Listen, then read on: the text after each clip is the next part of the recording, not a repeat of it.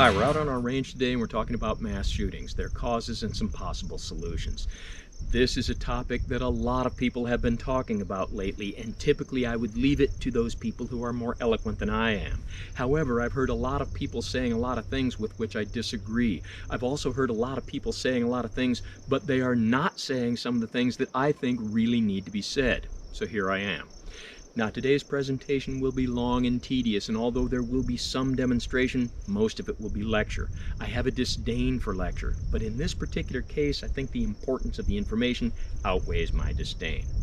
So let me give you a synopsis of what we're going to talk about today.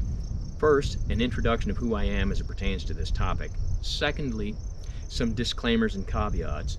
Third, a discussion of why the question, what causes mass shootings, is so difficult to ask and why it's so difficult to answer. And four, some possible solutions that might alleviate some of the problem of mass shootings in our society. So, let's get started with my introduction. Typically I don't introduce myself because for the most part the people who tune in to watch what we do here either already know who I am or they don't care. And most of the time who I am isn't really relevant. However, in this particular case I'm representing myself as someone who has information that you might not have. And anytime you're getting information you should evaluate the validity of that source. And since today your source is me, let me tell you a little bit about who I am as it pertains to this topic. My name's Paul Harrell, and I'm retired military personnel. I spent 4 years in the active duty Marine Corps. Part of that time was as a member of the security contingent on a Navy base, and part of that time was as a combat marksmanship instructor at the Marine Corps Security Forces School. So as a member of the security on the Navy base, I had to attend certain training. Above and beyond infantry training school, I was in 0311, I went to the Navy's basic CRF school. It's like a SWAT school, and I went to some training on security procedures as they pertain to that application. For being a combat marksmanship instructor, I had to attend a school called the Formal Schools Instructor Course, where you learn to select tasks for training, write class outlines, conduct classes. And I had to go to marksmanship training above and beyond what Marines were typically getting at that time. So I went to a pistol course at Gunsight, I went to the Ray Chapman Academy of Practical Shooting, and some other things. Now, when I left the Marine Corps, I went into the Army National Guard. Again, I was in the infantry. I was in 11 Bravo 40. I spent part of my time in the National Guard in an air assault unit, and part of that time in a light infantry company. So I went to air assault school, master fitness trainer school, basic and advanced NCO school, jungle operations, cold weather training. The list goes on. In addition to that, I did a deployment in the Middle East in the recent war. So yes, I'm a war veteran, but I'll be the first to tell you that I did nothing over there that was in any way noteworthy. I also went to New Orleans for the aftermath of Hurricane Katrina. Very interesting. Not only that, I was able to participate in some military shooting competitions, winning state, regional, national, and international shooting titles. And I have participated in shooting competitions at local gun clubs, and I can say that I have won shooting competitions with everything from muskets to machine guns. And I've done a fair amount, not a great deal, but a fair amount of hunting. Birds, rabbits, deer, elk, buffalo. I've also been in 2 citizen-involved self-defense shootings. So, put succinctly, I have a lot of training and experience on firearms and their use. Now, in addition to all of that, I attended some classes at community college. Along with your typical mathematics and English, I took classes on anatomy and physiology, biology, microbiology, chemistry, cultural and physical anthropology, psychology, sociology, public speaking, acting, and theater class. And I got A's in all of those classes. That training, that education, along with a lifetime of life experiences, makes me uniquely qualified to talk to you about this subject. I also work with a group of people that I call the crew. These are people with their own unique set of education, training, and life experiences. and they include current and former military personnel, current and retired law enforcement personnel, building contractors, auto mechanics, healthcare professionals. And they bring to the table a lot of things that help me put together presentations like this. One of my crew is a police officer who actually dealt with a family annihilation case, which is a type of mass shooting, and we'll discuss more about that later. Another of my crew is a retired police officer who many years ago was the first or second police officer to arrive on the scene of a real live mass shooting where someone armed themselves, went into a crowded establishment, shot people at random. And I can say that although I've never been in a mass shooting, I have been shot at on a few occasions. And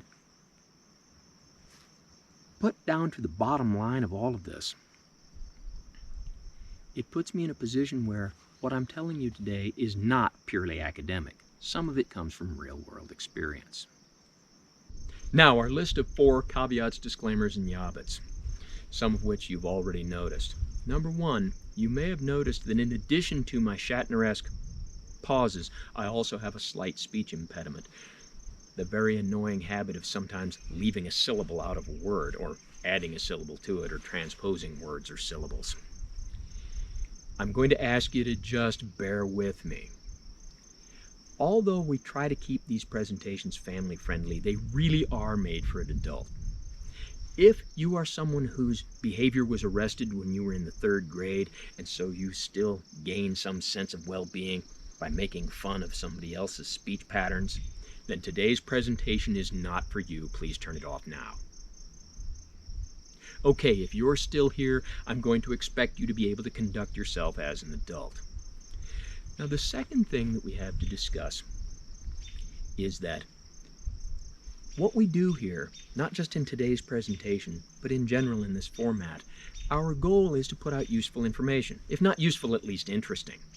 And I find that interjecting humor into the things we talk about helps to get the message across, makes it so it's not so tedious, and it's really a good way to go. Sometimes we do things just for fun. Today is not one of those times. This is a very serious and somber subject, and humor has no place in it. If I do say something that sounds funny, it was unintentional. And I expect everyone watching me right now to conduct themselves appropriately. Now, the third thing, we have to talk about different versions of events. I have found that anytime we're talking about something that happened, whether 5 people saw something happen or whether the news covered it on a national level, there are always different versions of events. And I can only discuss the versions that I've read or that I've heard or that I've seen. We have to understand there are different versions of events. So please don't tell me anything like, no, that's not what happened. What really happened was, unless you were there. We also have to understand that the mainstream media has a habit of getting things wrong. And we have other presentations where we talk about that at length.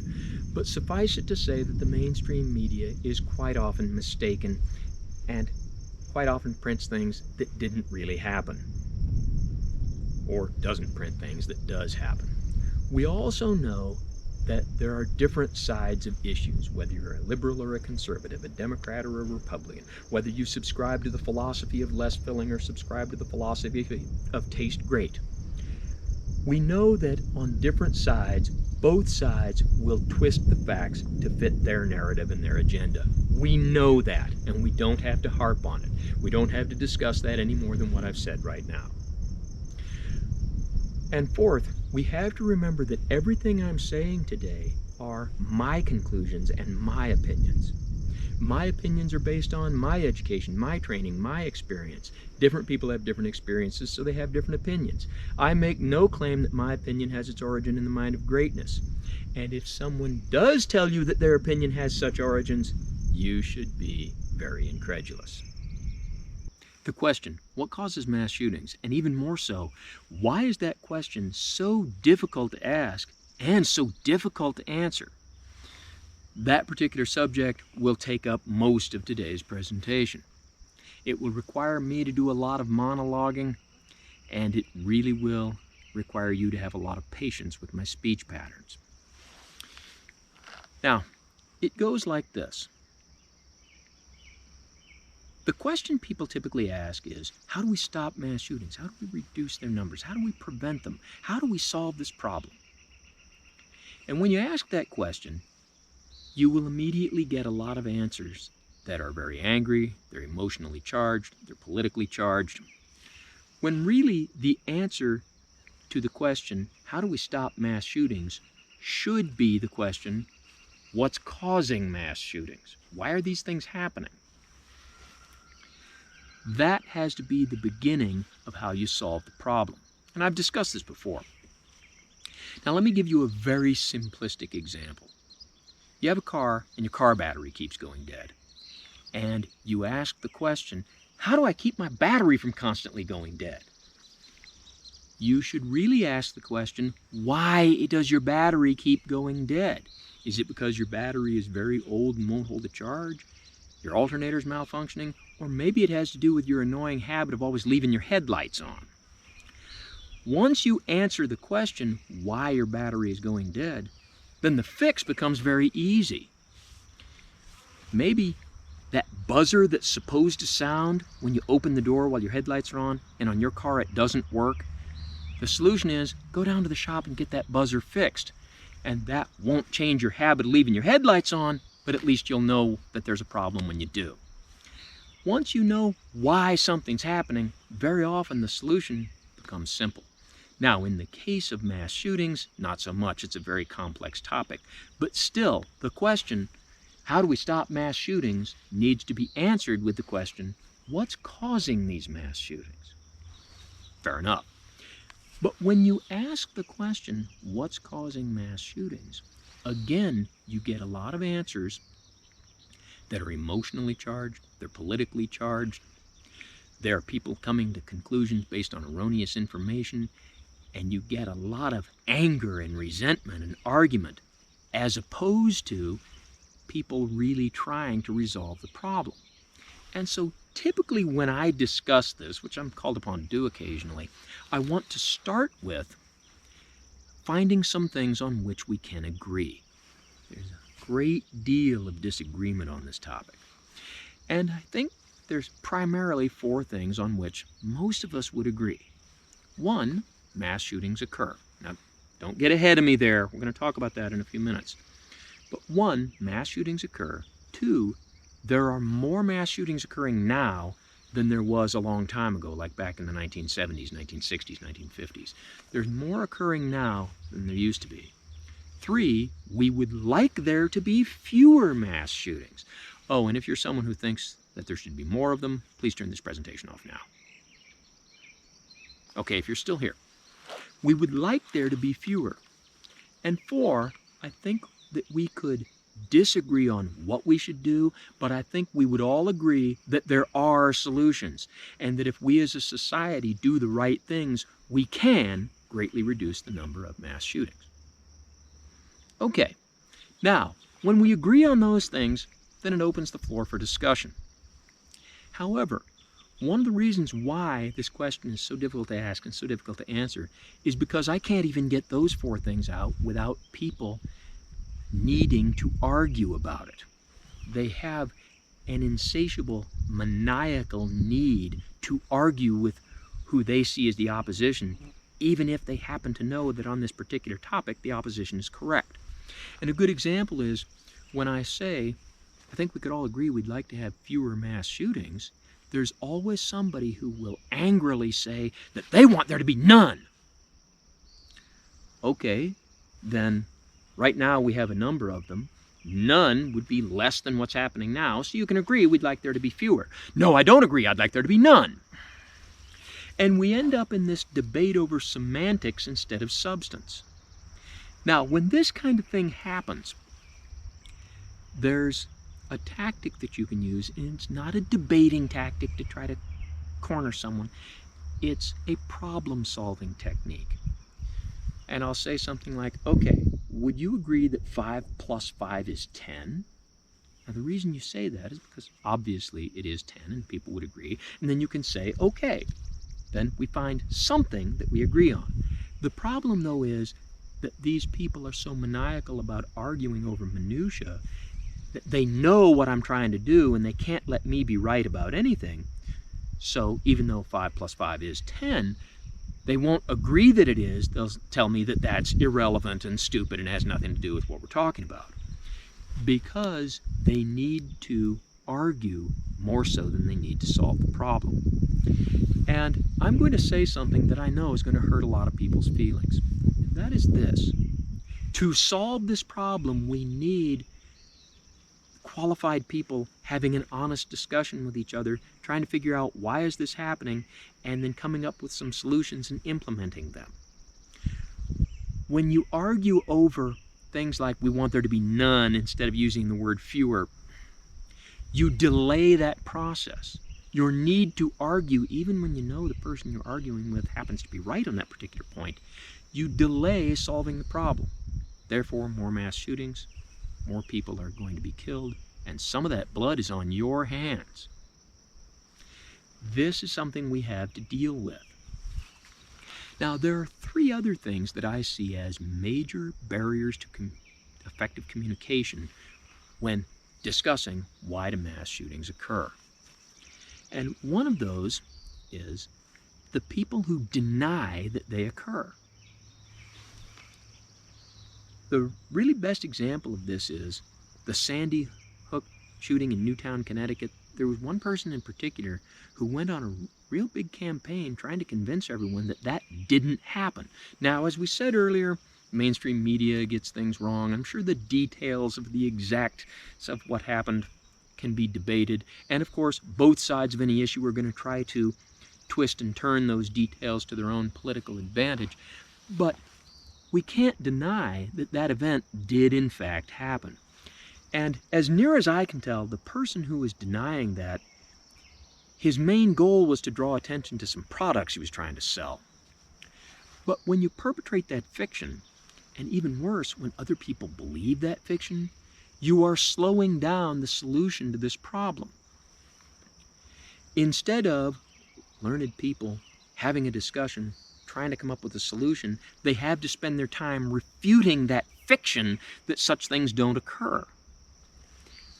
When you perpetrate such fictions, or when you believe such fictions, you are slowing down the process of solving this problem. More shootings are going to occur, and some of that blood is on your hands. Now, another thing that we have that, again, is a barrier to effective communication is padding the data. There are a lot of people that champion a lot of causes. And whatever cause they have, whether it's the plight of stray animals or backyard swimming pool safety, any of those things, to them that cause is very important. And sometimes those things are important to the rest of us if we know about them. But to get more attention on their problem, a lot of times people will try to make that problem seem worse than it really is. And the backyard swimming pool guy will try to make it appear as though more backyard drownings occur than are really occurring. And he'll say that this many occurred, and you start looking at his data and you find that some of those were not toddlers falling into a swimming pool and drowning, they were adults committing suicide. He includes in his cases of backyard swimming pool drownings, cases of mom giving her infant a bath in the sink, getting distracted by the phone, and the infant drowns. That's terrible, but it's not a backyard swimming pool drowning.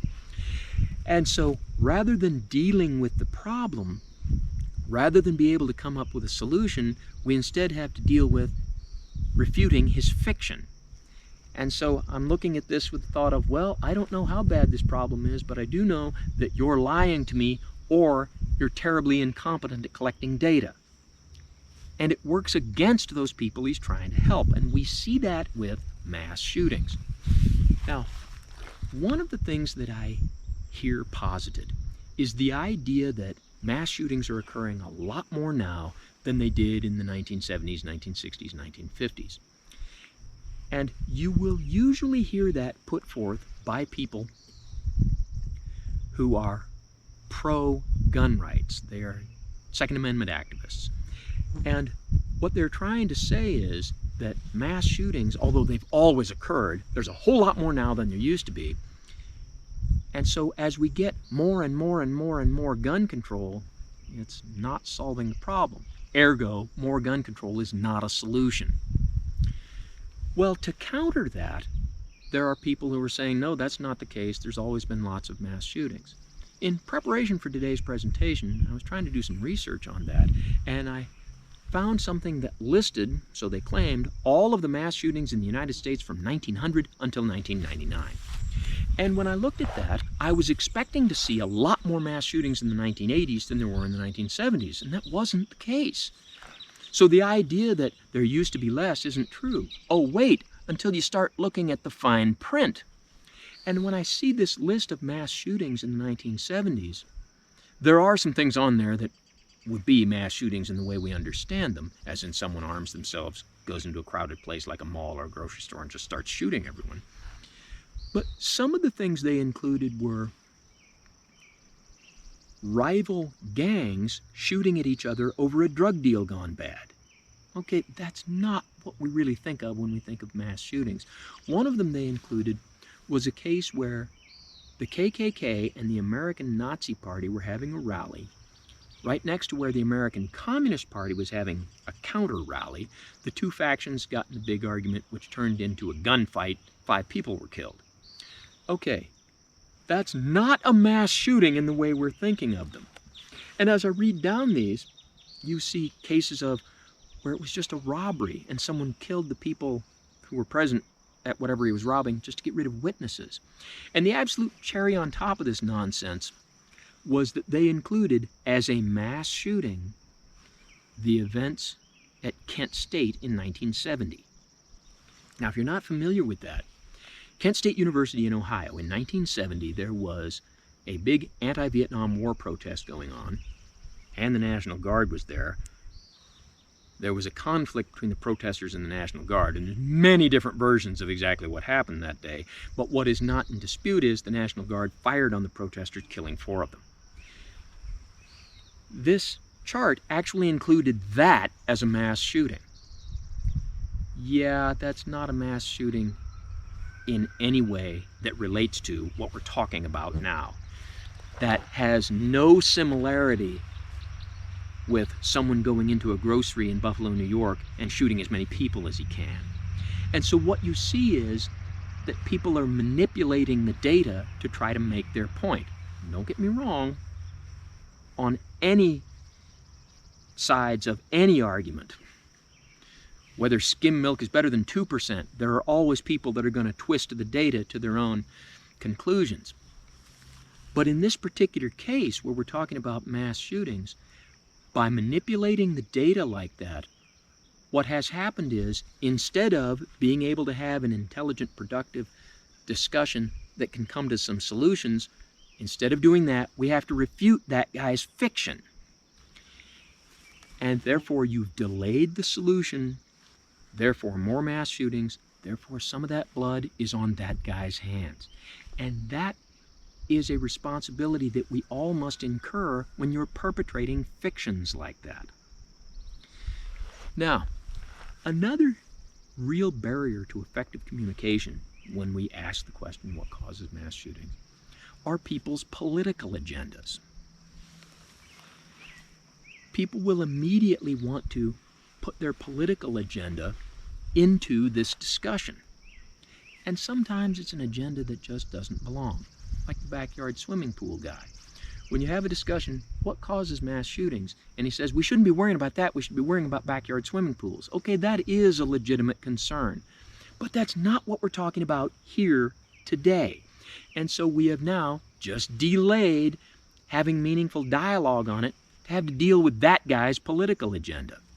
And you will see the same thing in all kinds of issues with all kinds of political agendas. Some people will perpetrate the nonsense that if public schools served vegan lunches, then these mass shootings wouldn't occur. Yeah, you know, if veganism is your bag, great. But I gotta go with that probably doesn't have a lot to do with mass shootings. especially since the guy who shot the school in Uvalde, Texas, bear with me if I'm saying that wrong, wasn't a student at the school. And you will see these kind of political agendas. Now, about the best real-world example I could come up with is quite some time ago, here in the United States, there was a group of terrorists who hijacked 4 planes. Their plan being that they would use those 4 planes as weapons, committing suicide attacks on various buildings. I'm sure you've all heard of this. Now, 2 of those planes hit the 2 buildings of the World Trade Center, 1 hit the Pentagon. The other one, the passengers on the plane got in a big fight with the terrorists and ended up crashing the plane and killing everyone aboard. But at least it didn't hit whatever their target was supposed to be. Okay, it is my understanding that those terrorists were armed with edged weapons, primarily box cutter knives. But shortly after those events, I had quite a few discussions with quite a few people, and there were people telling me that those events illustrated why we need less gun control. We need to repeal a lot of gun control laws and certainly not enact any more. Because if we did, things like that wouldn't happen. Okay, so are you suggesting people should be allowed to take their guns on the plane? Well, no. You are aware that the hijackers weren't armed with guns. Yeah, but if we had less gun control, things like that wouldn't happen. Okay. Now, again, both sides of issues do the same things. I had even more discussions with people who tried to use the September 11th hijackings to illustrate their point as a part of their political agenda of why we needed more gun control. Okay, you understand you're already not allowed to take a gun on a plane, and there's a lot of things in place to keep you from doing that, and that these hijackers weren't armed with guns. And when I say that, yeah, but if we had more gun control, things like that wouldn't happen. And you see people bringing their political agendas into something where it just doesn't belong. Now, when we talk about mass shootings, we are talking about shootings, so we are talking about guns. And with that, it is inexorable that gun control is going to become part of this discussion. And as I discuss this particular point, many people will accuse me of having a political agenda. You know, I really don't. Although, obviously, as a firearms owner, as a firearms instructor, I own quite a few firearms. This is my business. I am going to be pro-gun rights. But that's not really part of what I'm about to discuss.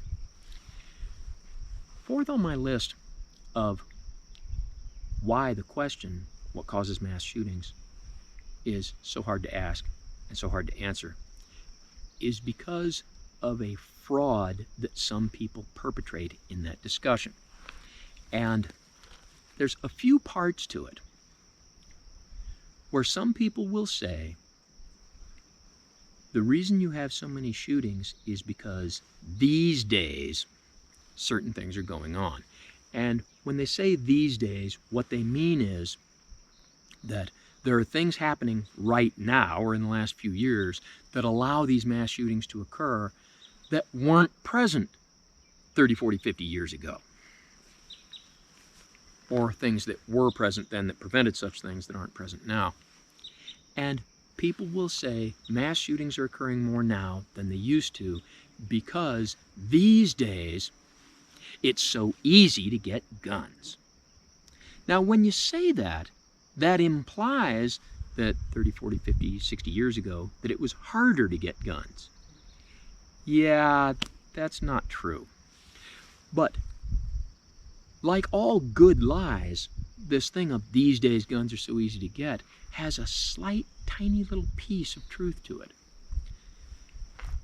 There are certain types of firearms, such as true antique firearms that were made in the 1890s or before, that can be exempt from some of the background check shipping restrictions. If guns are of modern manufacture, but they are muzzle-loading firearms, even though it's brand new, it's made the exact same way Davy Crockett's rifle was made, powder patch ball. Those are exempt from a lot of gun laws and can be shipped through the mail and things like that. And so when someone says you can mail order a gun, that's not 100% false. It's only about 99% false. But there are people who perpetrate the fiction that these days guns are a lot easier to get than they were back then. And that's just not true. In the 1950s and most of the 1960s, you could ship guns through the mail. You mail ordered them out of catalogs. You'd see an ad in a magazine. You'd take the magazine and cut the ad out, put that and your check in the mail, allow 6 to 8 weeks for delivery, and they'd send you your gun. No background check, no age restrictions, nothing. The idea that guns are easier to get now than they were back then is just fiction. And someone will say, well, we repealed the assault weapons ban. Yeah, that's not really what I'm talking about. And there are people who will perpetrate this fiction that a gun dealer at his shop has to do background checks, but at a gun show he doesn't. That's not the case and never has been. We see lots more gun laws now than we had even in the last few years. For example, in the state in which I reside, a licensed gun dealer is required to do background checks, regardless of where he is. But as a citizen, I can't do it anymore, I was legally allowed to sell guns to other citizens. The only restriction I had was that I can't knowingly sell a gun to someone who can't legally possess it, like a kid or a convicted felon. I'm not required to ask, but if I know that he can't legally possess one, I can't sell it to him. About 5 years ago, we changed that, so now if I want to sell one of my guns to another citizen, we have to go to a gun dealer and he does the transfer and does your fingerprints and background check. Guns keep getting harder to get pretty much every day. And the assertion that these days they're so easy to get, as in easier than they used to be, is just not true.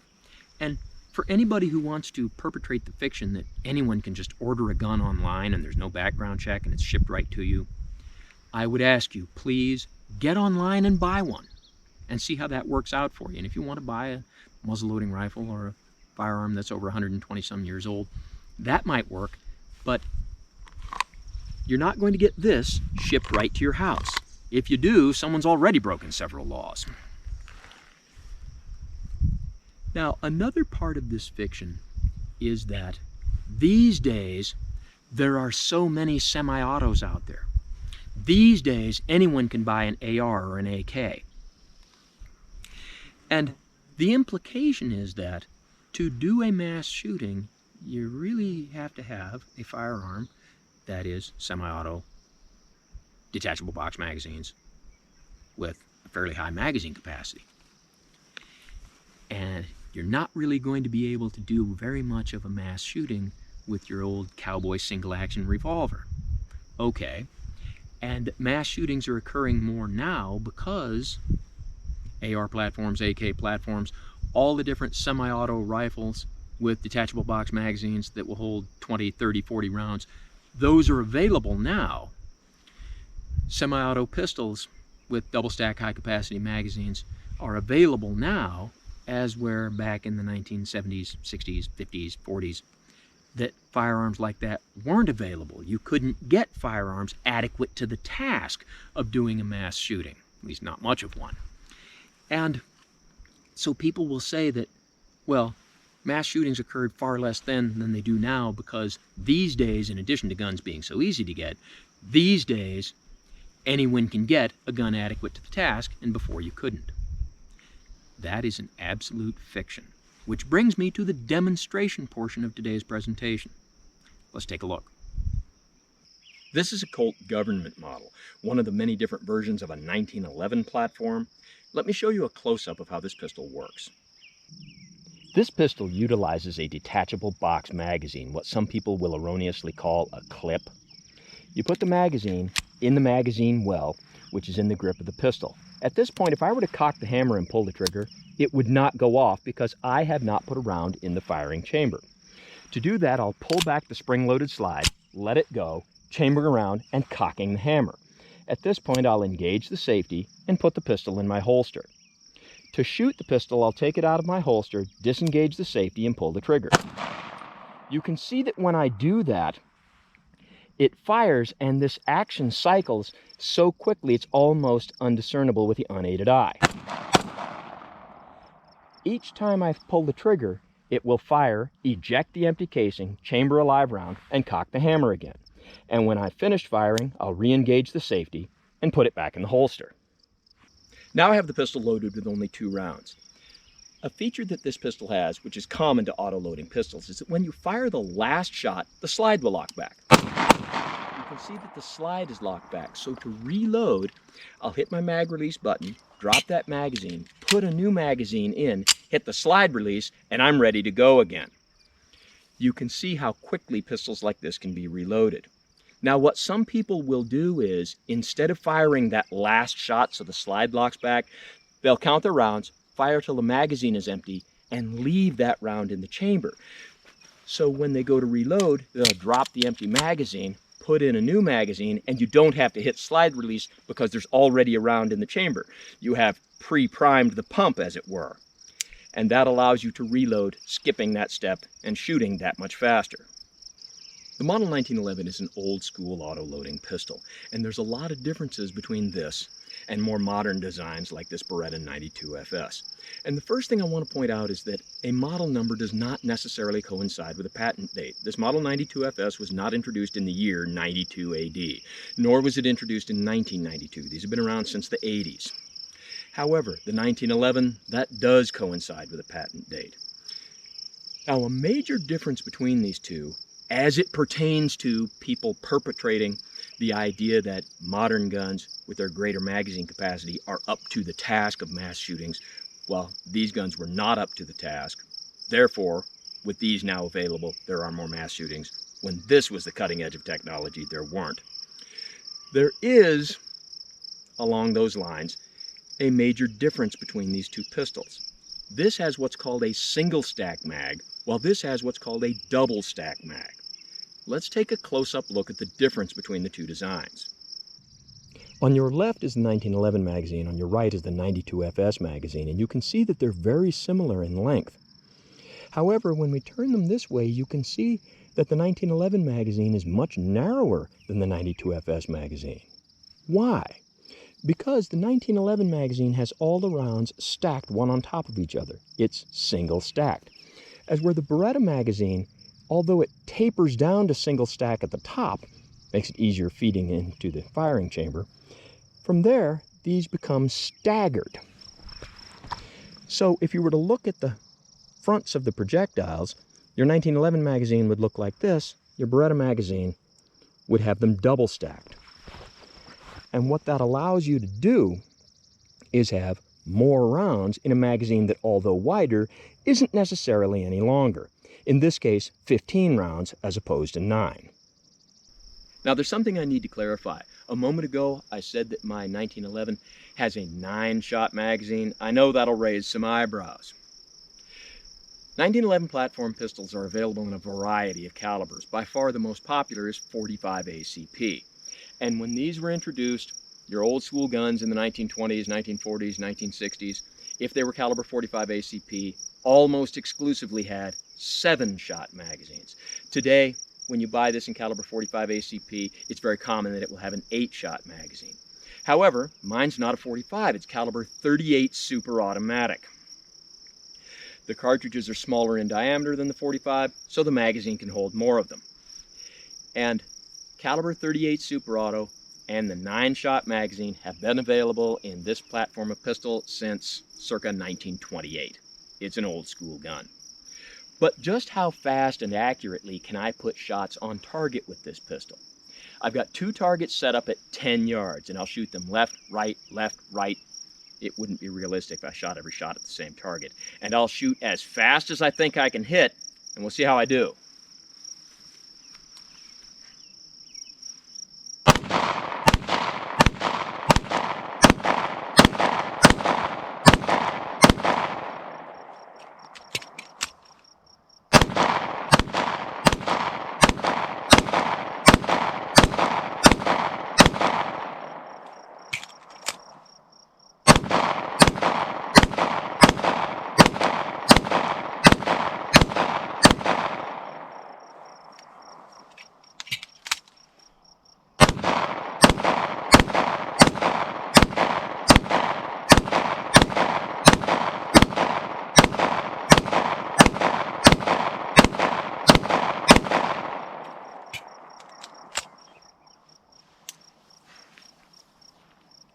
Now, did you see that really big magazine I was using? It's an extended magazine, and it has a capacity of 17 rounds. The idea of high-capacity magazines is hardly something new. These are readily available, and as far as I can tell by any research I've done, magazines like this have been around since 1930 or before. Now let's take a look at the target.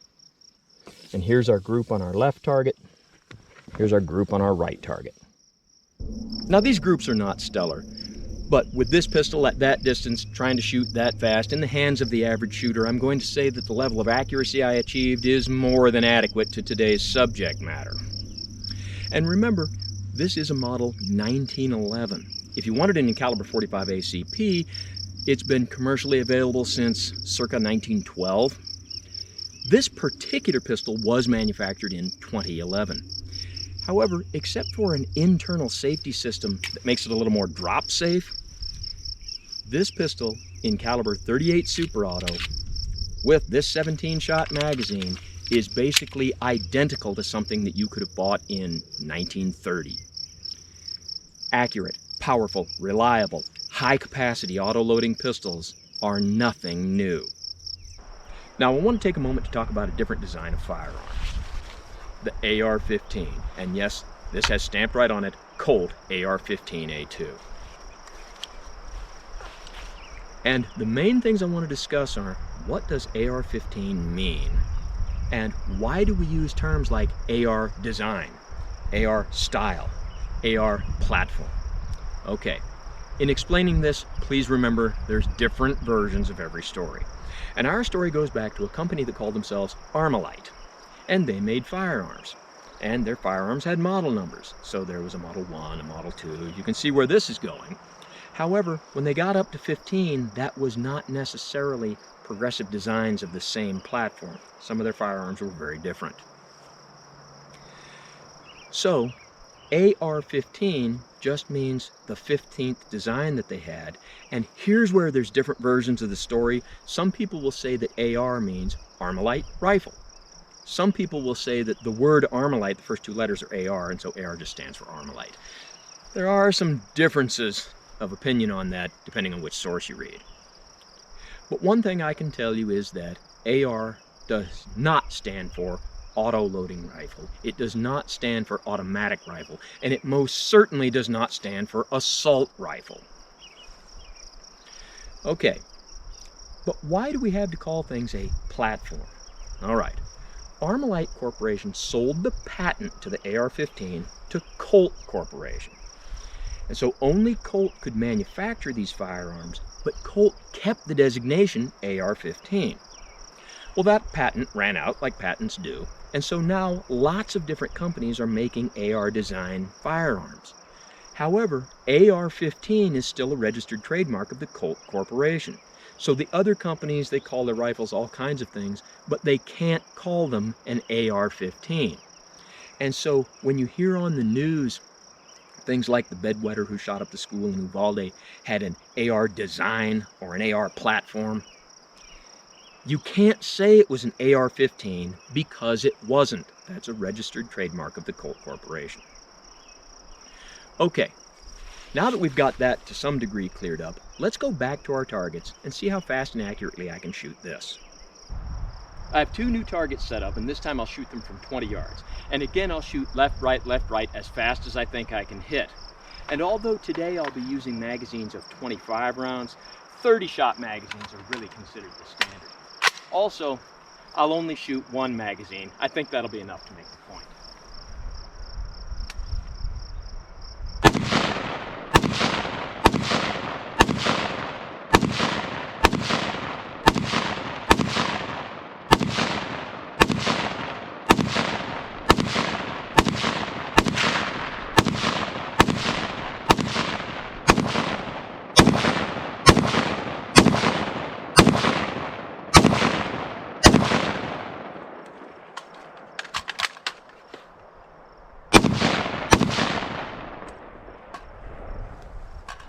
And you can see it's very easy to reload quickly. Now let's take a look at our targets. And here's our shots on our left target and our shots on our right target. So the AR-15, accurate, reliable, reasonably powerful, semi-auto, high-capacity magazine. But the statement that people make, where they're trying to perpetrate the notion that mass shootings occur more now than they did back then, because AR-15s are so easy to get these days, and they weren't easy to get back then. Okay, there's actually a little bit of truth to that. Although the AR-15 rifle, semi-auto, commercially available firearm, has been on the market for over 50 years, when you start getting back there around the 1970s, they were, by the standards of the time, very expensive. And when you allow for inflation, they were a whole lot more expensive then than they are now, at least in my experience and according to the research that I've been able to do. So specifically AR platform rifles are more affordable, more available now than they were 50 years ago. However, there's a deeper implication to the statement that ARs are so easy to get these days. It implies that rifles that were accurate, reliable, reasonably powerful, semi-auto, high-capacity magazines of any type weren't available back then. Let me show you another rifle. This is an M1 carbine, and I've demonstrated this rifle before. These rifles have been made by many different companies. This particular one was made by a company called Inland. And this rifle, I don't mean this design, I mean this individual rifle that you're looking at right now, was manufactured circa 1942. It's about 80 years old. These rifles were issued in large numbers during the Second World War, and after the Second World War, some of them were dumped on the commercial market. Even more so after the Korean conflict. I have been contacted by a high number of people who've told me nostalgic tales about how when they were teenagers in the 1950s or 1960s, prior to the Gun Control Act of 1968, that they mail-ordered M1 carbines. No age check, no background check, mail-ordered, just mailed it right to your house. And people tell me that they paid reasonably low prices, like $40. At that time, the M1 carbine was the original dime-a-dozen rifle. Now let's take this to our targets and see how well it performs. I have two new targets set up, and again I'll shoot from 20 yards, and again I'll shoot left, right, as fast as I think I can hit. Now it's important to note that originally M1 carbines were equipped with 15-shot magazines. Well, today I'm going to be using magazines loaded with 25 rounds. However, 30-shot magazines really are the standard, and 30-shot magazines have been around since circa 1950. So let's see how I do with this.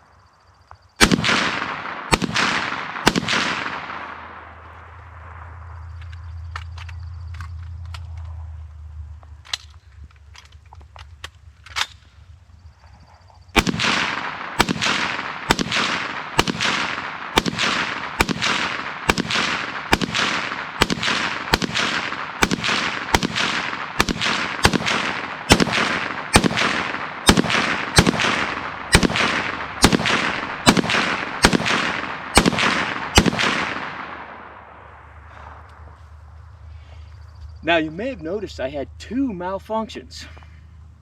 However, they were easily and quickly cleared. Now let's take a close-up look at the targets.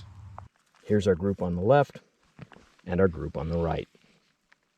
So the results. Accuracy, certainly sufficient to the task. Reliability, I had two malfunctions. But I do have to say that that's not the results I typically get with this rifle. That was an anomaly. And even if I did have two malfunctions, they were very quickly and easily cleared. Reasonably powerful, semi-automatic, high-capacity magazines. And remember, this rifle is 80 years old. These features in a firearm, again, are nothing new. Now that demonstration may or may not have been interesting, but what was the point?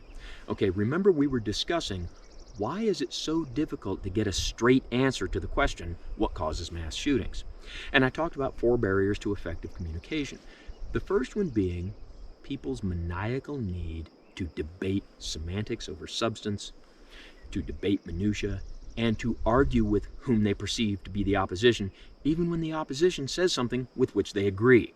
And I used the example, we want there to be fewer mass shootings, and there's always someone who will say, no, we don't, we want there to be none.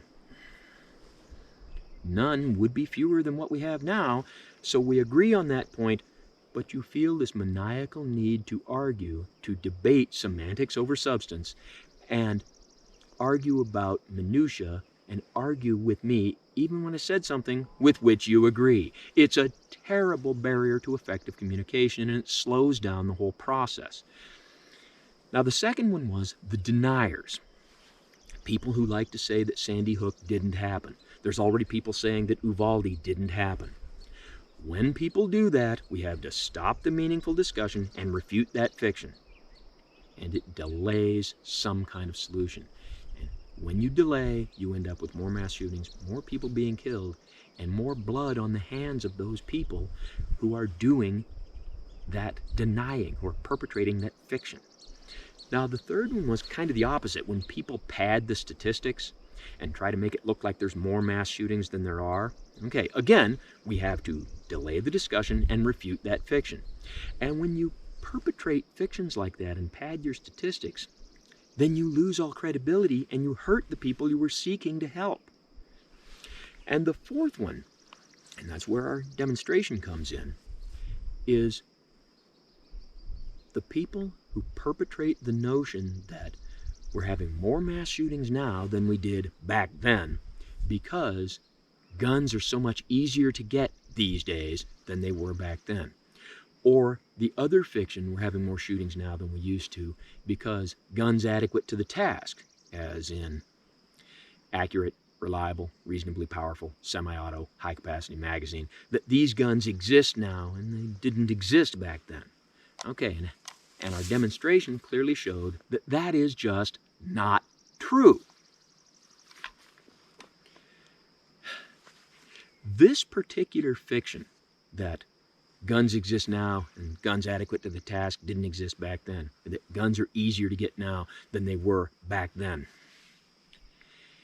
is, in my opinion, the most destructive of the 4 barriers to effective communication, because just about any time anyone brings up the question, why are these mass shootings occur? Someone will immediately say, because guns are so easy to get.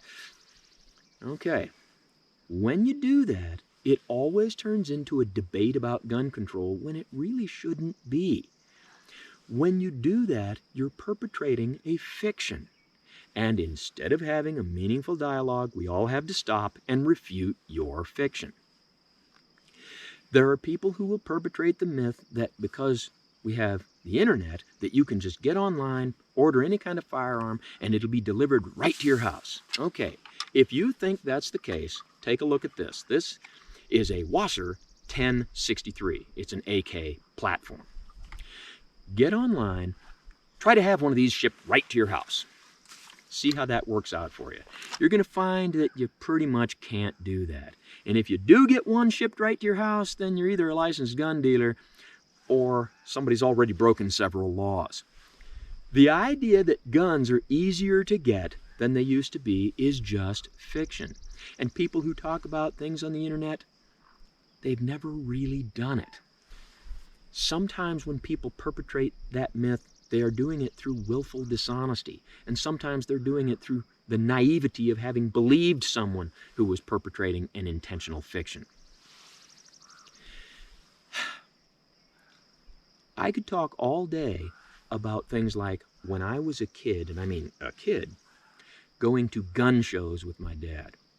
And you would see so much cash and so many guns, trading hands back and forth. Somebody would be down at this end of the gun show and he'd buy a gun for $100 and he's carrying it along with him. By the time he gets to the other end of the show, someone offers him $125 for it. Okay, so he sells it, perfectly legal at the time. In the state in which I reside, that is no longer the case and hasn't been in a long time.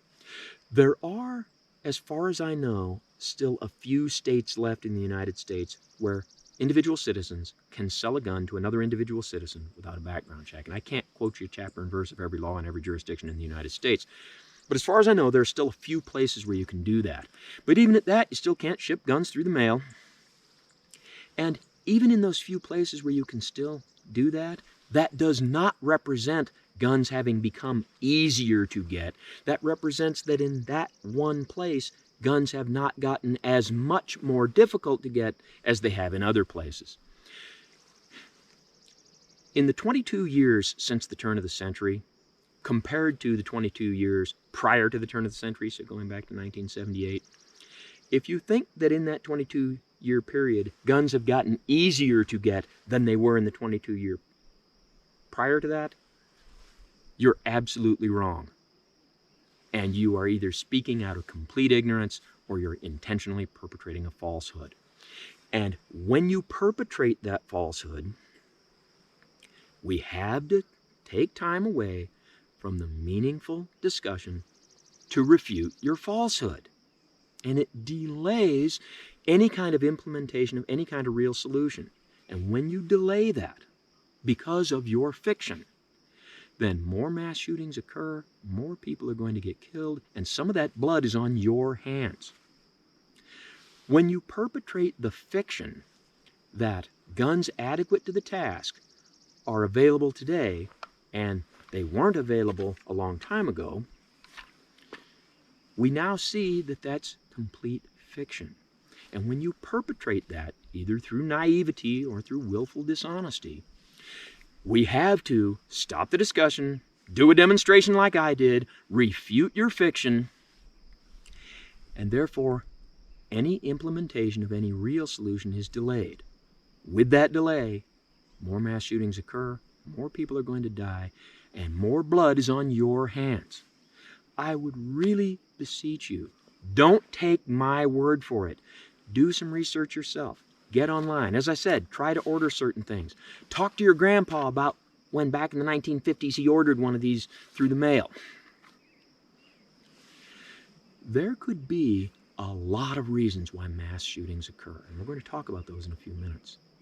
But one thing I can tell you absolutely for certain is that they are not caused by, nor is the increase in them caused by, the prevalence of firearms in our society. As Tom Brokaw said, quote, "The guns have always been there," close quote. They really have. And the idea that these things that have always been there have all of a sudden now started leading to a lot of mass shootings is, as I've said redundantly so many times, just fiction. Now, that brings us to, okay, if we've made it pretty clear that firearms are not causing the problem, what is causing the problem? Okay, let's discuss a little bit about that. Okay, finally, what causes mass shootings? How can we stop them? How can we prevent them? In discussing this, you have to remember I'm not a psychologist. You also have to remember that as I reference various events like Uvalde and Sandy Hook and Buffalo, that I wasn't there. And my only source of information is reading a newspaper, looking at things online, looking at the television news. Quite often those sources don't agree with each other. Quite often they don't get their facts straight. And we have to take that into consideration. Remember, there's always different versions of the story.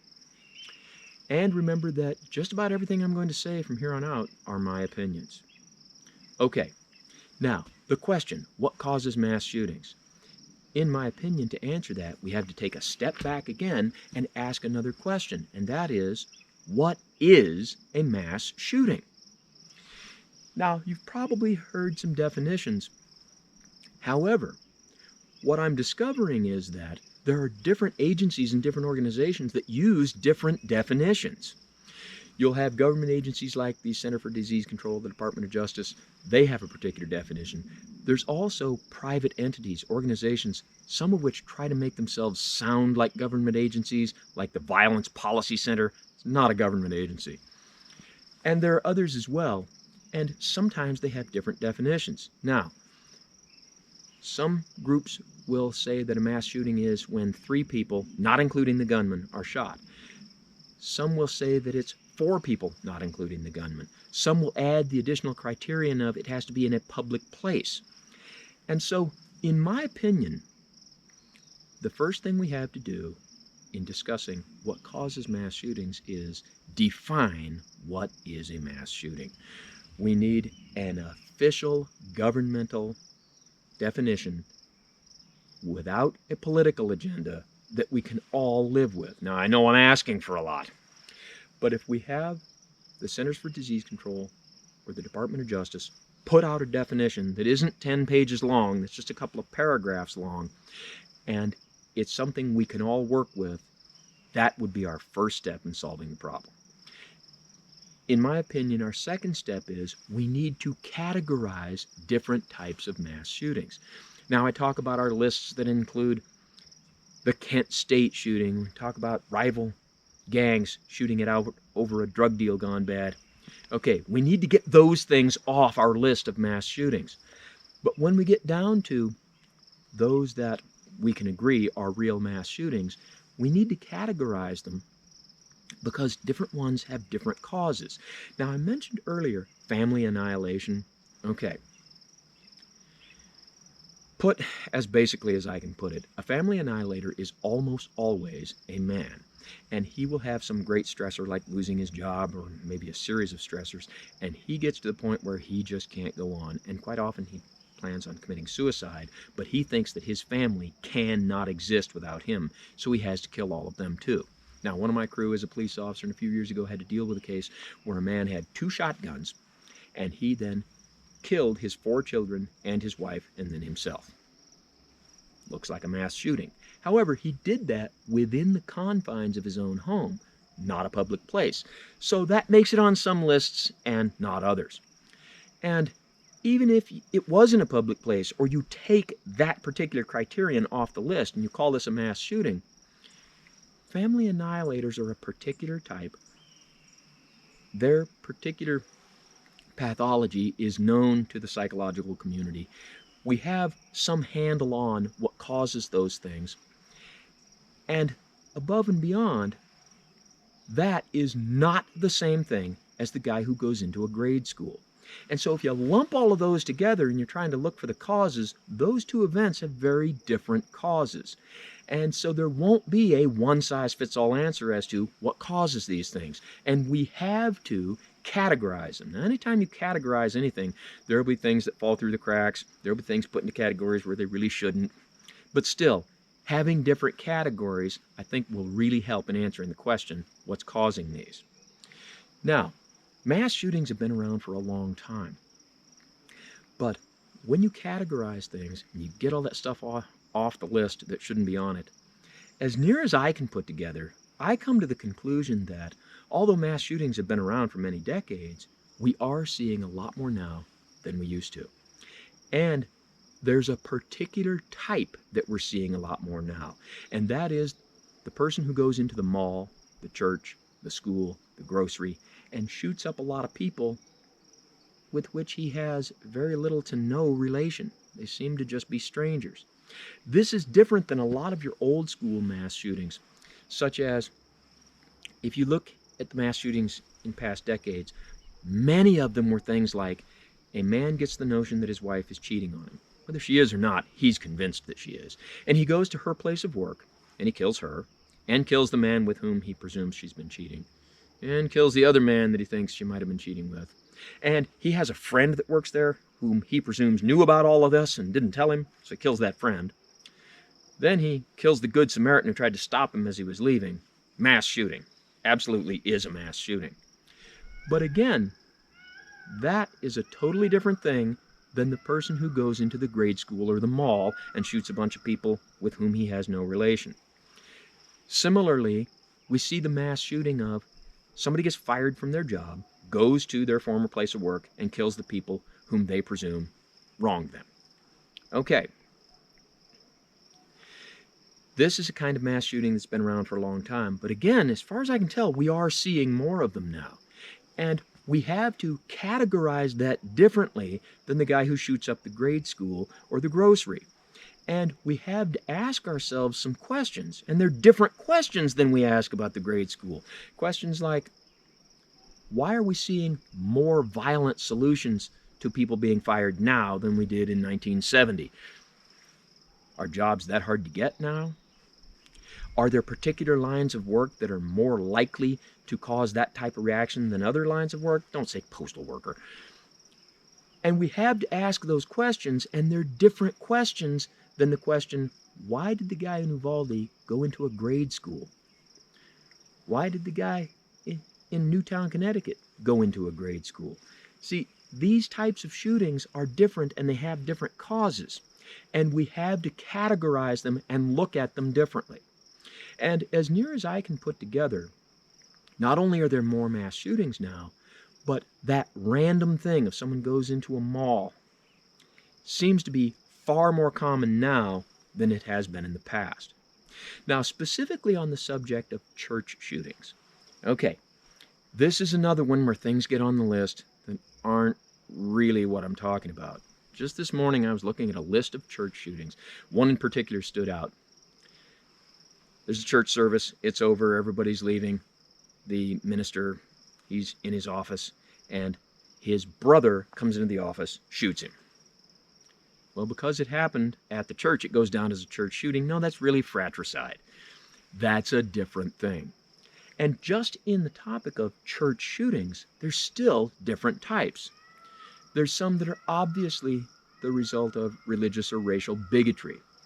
The person who goes into the mosque because he's an anti-Muslim, the person that goes into the synagogue because he's an anti-Semite, and so forth.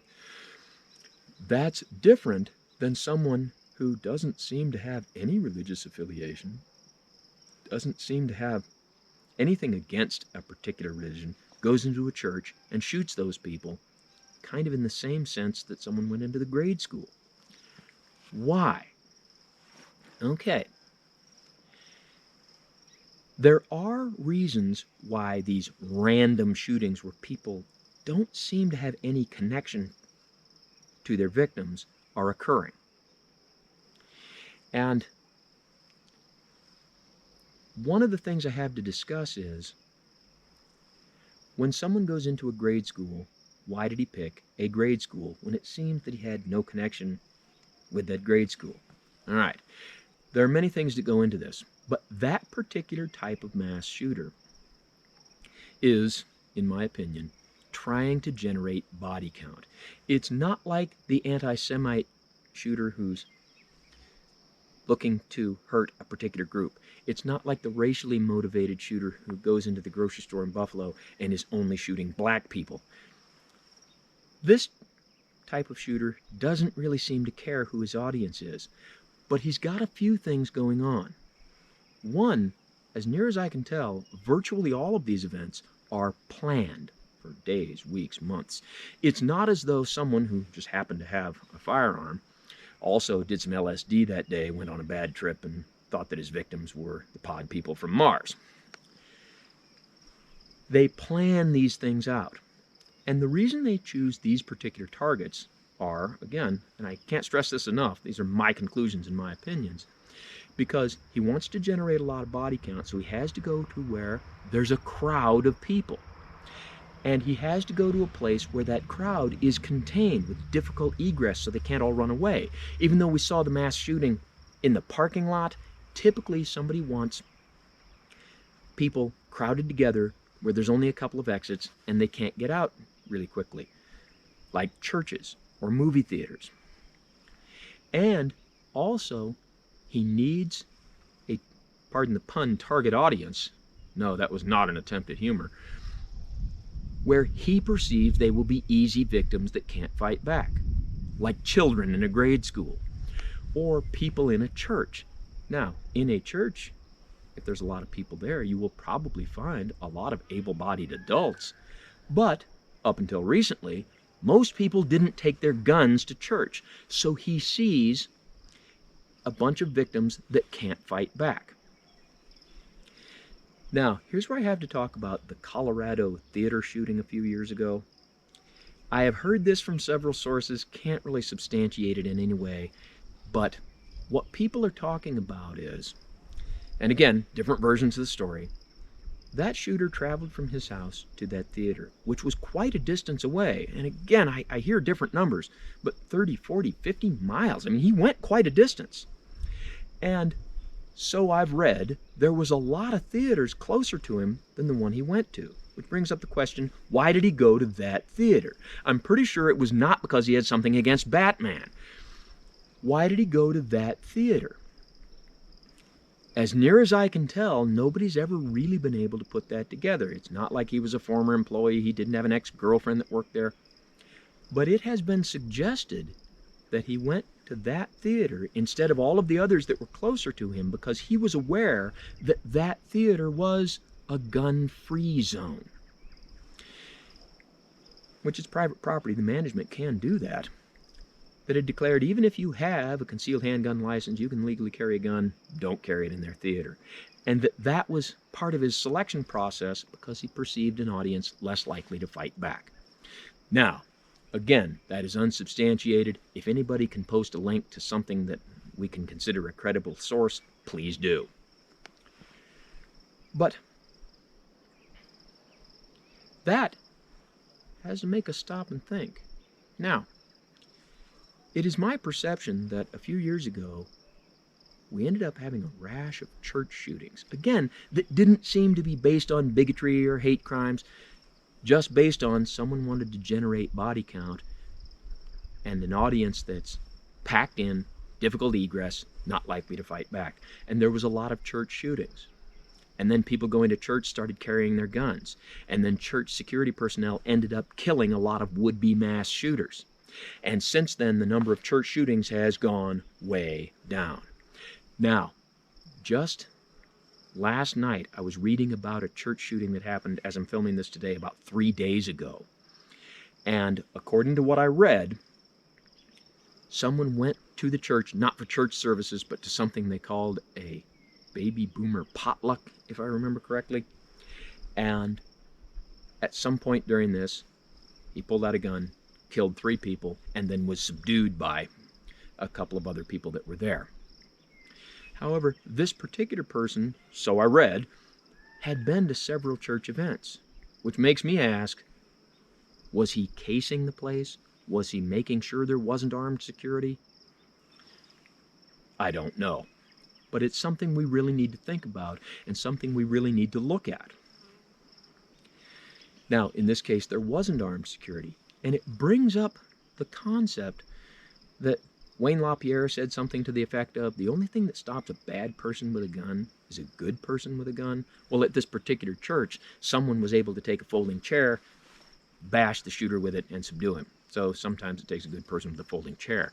But either way, it seems to lend credence to the idea that if what our grade school or mall shooter or church shooter wants is a helpless audience, armed security might curb such things. However, that brings me to something that I do not want to talk about, but I have to. Shootings in schools. They have been occurring. And so we end up with police officers in schools. Remember, in Uvalde, it wasn't just the local police department. They actually have a school police department. However, armed security doesn't do any good unless the people that are there as security are willing to do their job. The school shooting in Florida, where all reports were that the school resource, there's my speech impediment I'm talking about. The school resource officer hid outside instead of running in while children were being shot. In Uvalde, again, there's different versions, but as near as I can tell, there was a platoon-sized element of police officers who stayed outside while this was going on.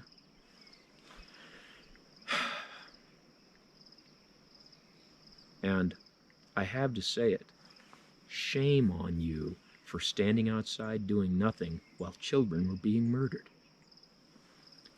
Now remember, I'm retired military personnel, and when I was a squad leader and a platoon sergeant, I can tell you about the troops I worked with.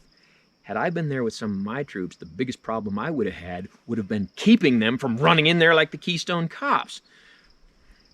When the door was locked and we had to wait for a key, the biggest problem I would have had would have been telling Sergeant Gritzbaugh, hey, make sure you aim down so you don't hit any kids when you shoot the lock off.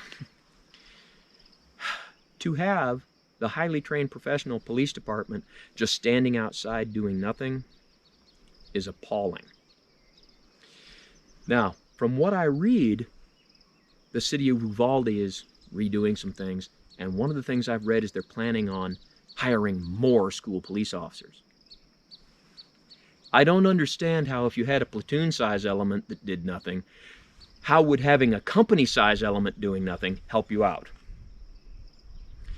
So we have to have solutions that are viable, that are actually going to work.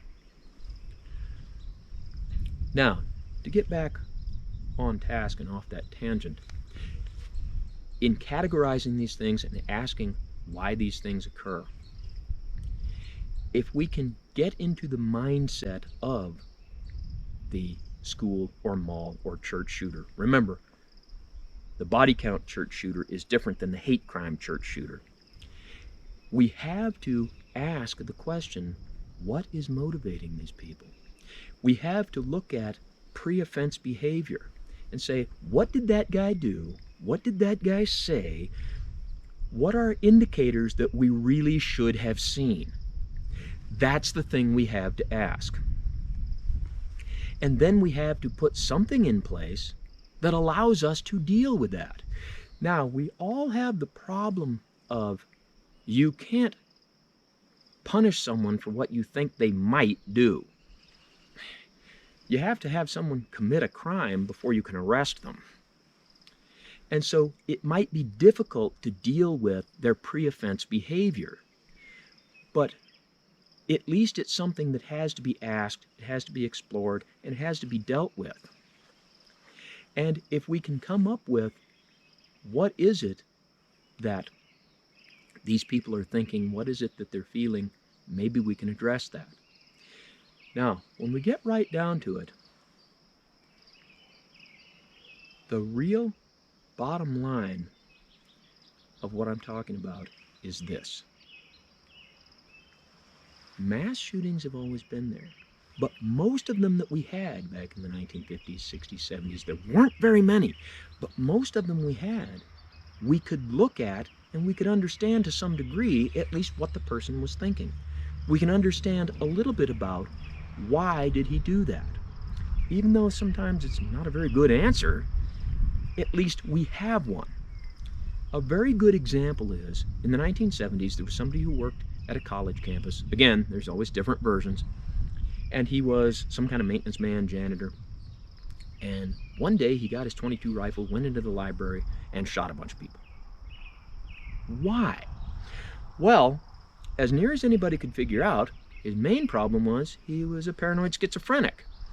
Now, it wasn't quite clear in the sources I looked at whether he'd been diagnosed before the shooting or only after. So afterwards, was he malingering, or was that really his problem? Okay. But presuming that he really was a paranoid schizophrenic, what he explained was that he had become convinced that the people in the audiovisual department of the school library were filming porno movies and forcing his wife to participate. Okay. Well, no one was filming porno movies, and no one was forcing his wife to participate in anything. However, you got to remember this was the 1970s. It was before you could just pull out your phone and watch porn. It was before everybody had a VCR and you could go to the video rental center and rent porn. And so what was actually happening was, after hours, people were using the audio-visual equipment in the library to watch porn movies. So he had a little piece of reality that he twisted into his fantasy.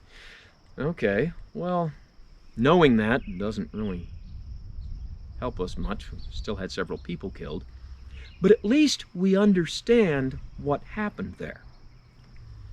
With our modern generation of mall and grocery store and church and school shooters that appear to have no connection with the people they're shooting and appear to only be motivated by body count, needing a confined space audience with difficult egress and people they perceive can't fight back. Why are these people committing these acts? That's a question that we need to answer. And the only thing I can add to it is this. If you look at the 1970s, 1960s, 1950s, even 1940s, such things were very rare. We already know the guns were there. Such things were very rare. Today, they're becoming alarmingly common. And we have to ask this question. What was present in society then that was preventing these things that isn't present now? Or what was absent then that is present now that's causing them, that wasn't present then? That is the question that I really think we need to ask. And I got to tell you, I don't have an answer to it. But it needs to be discussed by experts in the field without political agendas. People that are really trying to solve the problem. So, with that, what can you and I do? What I would tell you is, if you go to church, make sure your church has armed security. It's a big help. If there are other places that can have armed security, participate in that, suggest it, help organize it, figure out someone who can help organize it. Another thing I would tell you is that anytime you hear anyone who is a denier, says, no, Sandy Hook didn't happen, shun that person. Do not buy the products they're selling. Do not believe them. Although we know both sides of an issue will twist the facts to their own political ends, to say that Uvalde didn't happen is nonsense. You must shun those people. If you are someone who hosts a channel like this and people make comments like that, just delete them. You can't give those people any traction. And my personal thought is, educate yourself on the concept of gun control versus gun crime. If you don't believe me when I say the guns have always been there and the prevalence of firearms in our society is not part of the problem and that firearms are not easier to get, if you don't believe me, educate yourself. Do some research for yourself and shun those people who perpetrate that fiction. So, if you've watched all of this, thank you for your indulgence. Thank you for your patience. And don't try any of this at home. I'm what you call a professional. And thanks for watching the mass shooting video.